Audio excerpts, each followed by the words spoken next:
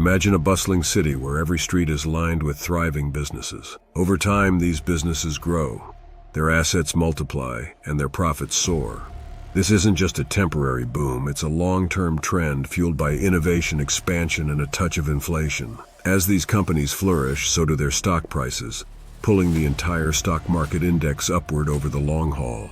Now let's zoom in on who truly benefits from this upward journey. About 93% of the wealth in the U.S. stock market is held by the top 10% of Americans. Who are these people? They are the wealthy elite, the CEOs and board directors of top companies, the fund managers at major financial institutions, and the influential institutional investors. They have the knowledge, resources, and influence to ride out even the most severe market downturns. Imagine the most catastrophic event, say World War III with nuclear weapons. The stock market would undoubtedly crash, hitting lower circuits day after day until the conflict subsided. But would these wealthy individuals panic and sell their stocks? Unlikely. They would wait out the storm, using their influence to help settle the crisis while keeping their investments intact. Now picture yourself an average retail investor in this scenario. Amidst the chaos, you'd be gripped by fear, struggling to make ends meet, and bombarded by doomsday predictions on TV. Panic would set in, and you'd likely sell your stocks at rock-bottom prices, just to salvage whatever you could. Even if you didn't sell, would you dare to buy more stocks during such a crisis? Probably not. In this panic, retail investors would liquidate their portfolios, driven by the belief that the end is near, just as many did during the pandemic. So who would scoop up these undervalued stocks? The rich, of course, with their reserves of capital and access to credit. They'd seize the opportunity, buying high-quality stocks at dirt-cheap prices. By the time the war ended and normalcy returned, you'd be left with no stocks and depleted savings, while the wealthy would have amassed even more wealth. This isn't just a hypothetical scenario. History has shown us that markets rebound after crises. Whether the crash is 30%, 40%, 50%, or even 70%, the market eventually bounces back to its previous levels. Those who buy during these short-term crises emerge as winners, while others lose out. Over the past 100 years, the S&P 500 has delivered an average annual return of 10% despite numerous downturns. Think of Warren Buffett. He has lived through many such events and made colossal amounts of money by staying invested during each crisis, becoming one of the richest people on earth. His success isn't just about staying invested, it's about strategically buying during downturns and holding on for the long term. So the moral of the story is clear. No matter how severe the crash, the stock market will recover. Those who have the courage to buy during crises will emerge victorious, while the rest will lose out. This is the essence of Buffett's famous advice. Be fearful when others are greedy, and be greedy when others are fearful. Suppose you understand everything and something like this happens tomorrow. You have $20,000 to invest and you're ready to be greedy when everyone around you is fearful. But what will you buy? All your life you've bought index funds and mutual funds. Your $50,000 worth of mutual fund or index fund investment is already 50–60% down with a current value of $25,000 or $20,000. How will you differentiate which stocks to buy? In the midst of such turmoil, will you have the clarity to identify the right opportunities? What will you need in that scenario to find opportunities that may multiply your money by 10, 20, or even 30 times? Will an index fund do that? No way. Then what do you need? You need luck. And what do I mean by luck? As Seneca famously said, luck is what happens when preparation meets opportunity. In such a scenario where the stock market will not give you time to prepare, knowledge, patience, and discipline are key. You should already know all the high-quality companies from the 500 stocks in the S&P 500.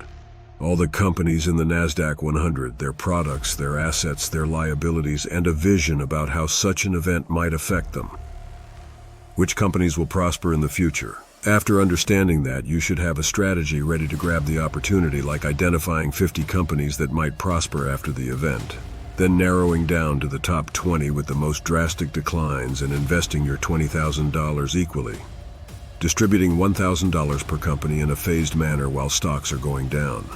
This way, with knowledge, patience, and discipline, you might make more money rather than trying to find that one stock at its lowest level that will make your money 100 times. Even after doing all this, you need to hold these stocks if they go further down. and need to be optimistic about the future when everyone else is extremely pessimistic, like the end of humanity is near. Remember, humanity has always found solutions to the problems, no matter how big they are. Efforts will be made to resolve the position from the global community, and everything will be normal. It may take a few years, but you need to be ready to hold with that thought in mind. But let's take a closer look at the nature of the stock market. While it generally trends upward over the long term, it always remains volatile in the short term. This volatility is driven by the ever-changing views of people, sometimes highly optimistic, other times deeply pessimistic. Consider reading The Psychology of Money and the Story of Oil. During times of oil price drops, people often panic, driven by pessimistic views. They fear the worst, believing prices will never recover, leading to a massive sell-off. The same happens with stocks. When pessimism takes hold, investors rush to sell, driving prices down even further. Conversely, when optimism reigns, investors buy in droves, pushing prices up, sometimes to unsustainable levels. For new investors, this emotional roller coaster of fear and greed can be overwhelming. Imagine a new investor seeing a stock hit a new 52-week high. Greed kicks in, and they think the price will skyrocket, so they buy more. But when that same stock hits a 52-week low, fear sets in and they panic sell, fearing it will drop even further. So are you ready for such opportunities?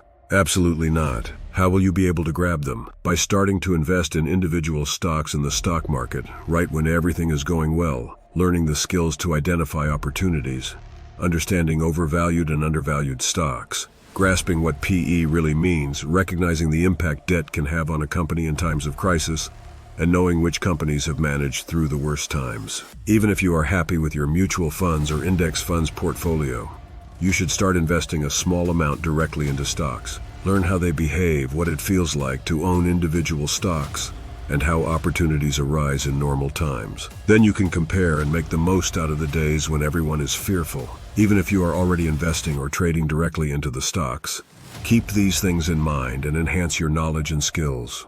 After experiencing a lot of stock market ups and downs in the past 15 years, this is what I understood from Mr. Buffett when I read that quote and made the most out of the small amount I have. Start now, prepare, and be ready to act when the next crisis hits. I hope you found this video insightful. Be sure to subscribe to my channel for more videos to help you learn and grow. And don't forget to rewatch this video to make sure you fully understand the message. Thank you for watching, and I'll see you in the next video.